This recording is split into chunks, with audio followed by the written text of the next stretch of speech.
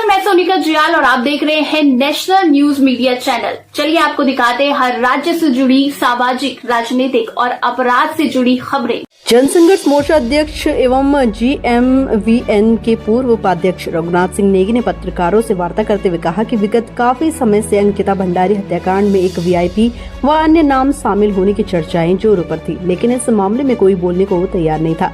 चूँकि अब पूर्व विधायक सुरेश राठौड़ की पत्नी ने खुलकर जो बात सोशल मीडिया के माध्यम से सार्वजनिक की है, उससे स्पष्ट हो गया है कि इस हत्याकांड और इस अपराध में प्रदेश प्रभारी गौतम की संलिप्तता थी।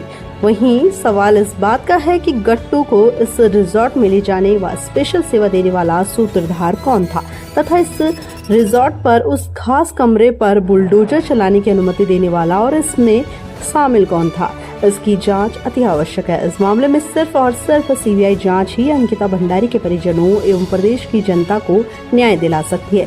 सरकार को इस मामले में राजधर्म निभाकर हैवानों के खिलाफ सख्त कार्रवाई करनी चाहिए थी, लेकिन कहीं न कहीं दबाव में आकर मामला आगे नहीं बढ़ सका। राजभवन को उस पीड़ित परिवार की पीड़ा को भी समझना चाहिए था तथा प्रदेश में साम्राज्य स्थापित कर रहे इन हैवानों का भी खात्मा करने की दिशा में काम करना चाहिए। नेगी ने कहा कि इस हत्याकांड में VIP की संलिप्तता पूरे देश में सुनाई दी, लेकिन राजभवन जैसे संस्थान जो कान में रुई डालकर सोई हुई है उसको नहीं सुनाई दी। आखिर एक फौजी इतना कमजोर कैसे पड़ गया।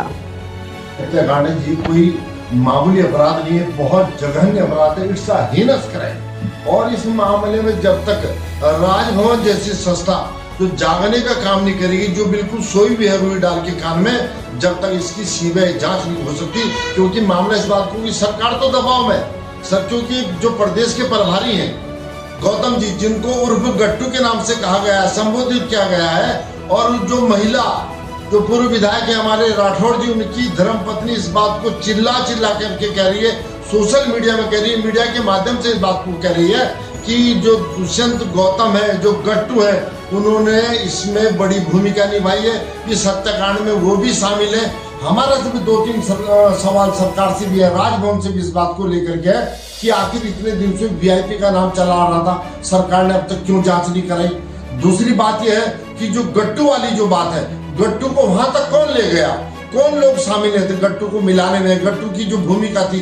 दूसरी बात, जो रिजॉर्ट था उसको ध्वस्त करने का काम किया गया बुलडोजर से, आखिर वो किसके निर्देश में हुआ, उसमें कौन लोग शामिल थे, इसमें बहुत तह तक जाने की जरूरत है। और मैं समझता हूँ, मैं आज फिर इस बात को कह रहा हूँ कि जो हमारा राजभवन है, जो गवर्नर साहब है, एक फौजी, आखिर मैं उनसे भी सवाल पूछना चाहता हूँ कि आखिर फौजी साहब को क्या हो गया, क्यों अपना फौजी धर्म निभा रहे हैं। सरकार के उसमें इतने ज्यादा चाटुकारिता में इतने ज्यादा वो लीन हो गए कि उनको कुछ दिखाई नहीं दे रहा।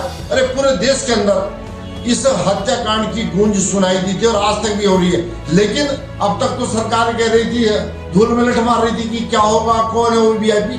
लेकिन अब उस महिला ने, जो राठौड़ जी की धर्मपत्नी, उन्होंने बिल्कुल स्पष्ट तौर पे कह दिया है और उसकी वीडियो भी वायरल हो रही है, उसके तमाम जो चीजें अखबारों में, तमाम मीडिया में आ रही है। तो उससे सरकार का भी फर्ज बनता है कि इस पूरे प्रकरण की CBI जांच हो, जिससे वो पीड़ित परिवार है, जो अंकिता भंडारी का परिवार है, और तमाम जो प्रदेश के लोग जो आहत हैं, उनको न्याय मिलना चाहिए। हमारा फिर उसमें राजभवन से यही कहना है, गवर्नर साहब, हम आपको खुली चुनौती दे रहे हैं। अरे आप अपना जमीन तो जगाइए, आप तो बिल्कुल सो गए, आप बिल्कुल चाटुकारिता में लगे, ये नहीं देख रहे कि प्रदेश के अंदर क्या हो रहा है। आपका काम अब सिर्फ और सिर्फ व्यवस्था है। अगर आप फौजी धर्म निभाने की दिशा में एक कदम भी आगे बढ़ेंगे तो निश्चित तौर पे अंकिता भंडारी इस कांड में जितने भी हैवान है, जितने भी इसमें गट्टू, तमाम भूमिका है, जितने भी इसमें शामिल है, उनको सलाखों के पीछे भेजना होगा।